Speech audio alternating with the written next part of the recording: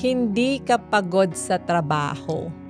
Pagod ka sa toxic mong ka-work at TL. Alam mo yung papasok ka palang drain ka na agad.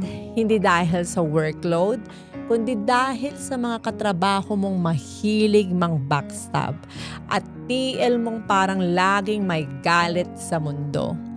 Yung simpleng pagkakamali mo ginagawang issue. Yung effort mo hindi napapansin.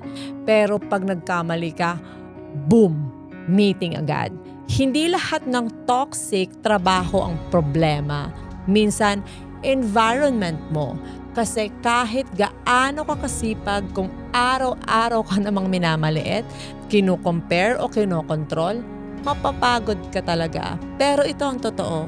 Hanggang kailan mo papayagan na ganun ka tratuhin? Kasi at the end of the day, trabaho lang yan. Pero mental health mo, buhay mo yon. Hindi mo kontrol ang ugali nila. Pero kontrol mo kung paano ka magre-react. Pwede kang mag-set ng boundaries, hindi sumabay sa toxicity, or maghanap ng environment na mas deserve mo.